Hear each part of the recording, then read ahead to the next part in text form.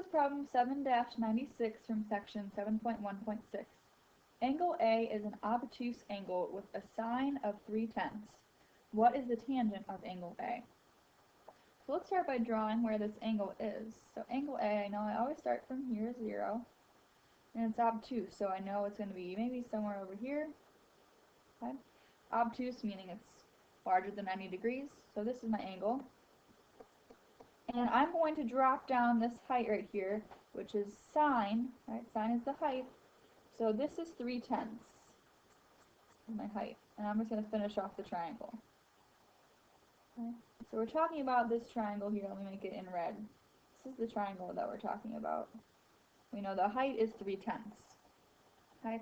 We want to end up finding the tangent of this angle, but let's kind of figure out what do I need to find first in order to get tangent. I should know tangent of angle A is really going to be sine of angle A divided by cosine of angle A. Okay, so tangent is sine over cosine, which this is kind of a preview question for the next lesson, but we can see this as tangent or slope is the change in y over change in x. Think about it from algebra 1. Well, that's really what we have here. Tangent is just like slope. Change in y, y is vertical, that was sine. Horizontal distance is cosine. So that's how we can figure that out. So we need to find the cosine in order to make this happen, right? That's our missing part. Once I know that, I can just divide the two values. So what we know is we're going to assume that our hypotenuse is 1, right? And we're going to use the Pythagorean identity, which says cosine of a squared plus sine of a squared equals 1 squared, which is just 1. So we know cosine of A, we don't know that. We're going to find that. Plus sine of A is 3/10 and squared equals 1. Now whenever we're doing this Pythagorean identity, we're not going to change 3/10 into 0.3 and then square that number and get decimals. We want to keep it as accurate as possible, so it's exact numbers. So that means I'm going to need to keep my fractions in there. So 3 squared gives me 9, 10 squared gives me 100, equals 1. I need to get cosine of A by itself, so I'm going to subtract, subtract my 9 100ths. If I subtract that, I'm going to assume that this is 100 100ths, right, because that's 1. So if I subtract it, I'll get 91 100ths.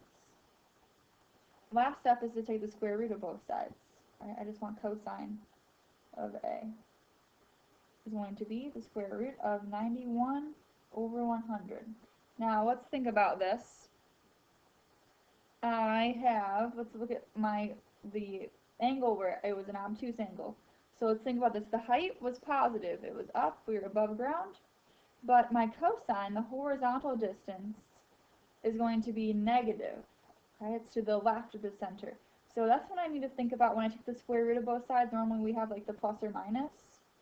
So I need to think about it. Which is it really going to be? In this case, it's just going to be negative square root of 91 over 100 because I'm to the left of center. Okay? So I'm going to fill that in as best I can here.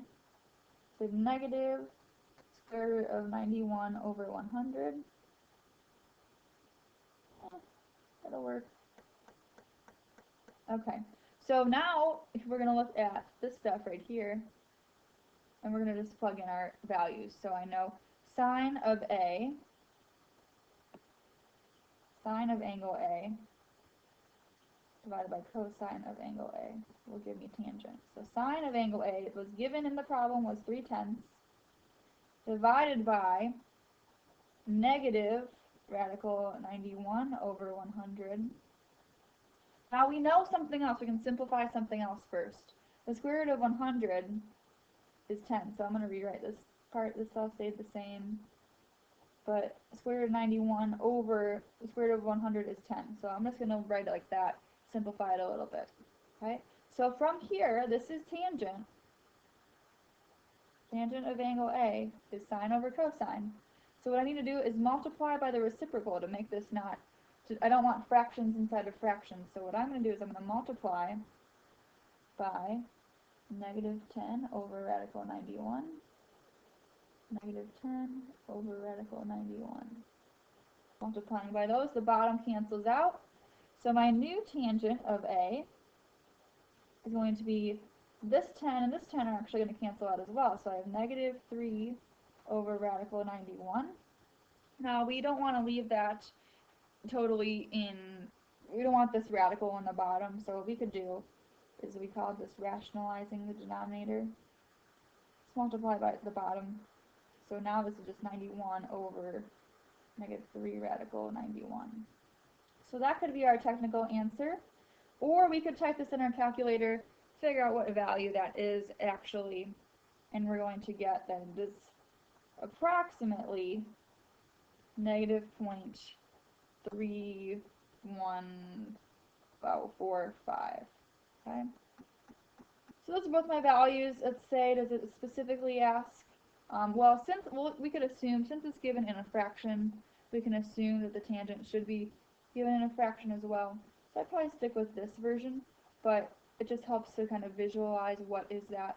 So in decimal form, we can approximate here, but I would probably stick with this fraction version. Okay? So tangent is going to be sine of cosine, or sine of the angle divided by the cosine of the angle, so we need both of those in order to find tangent.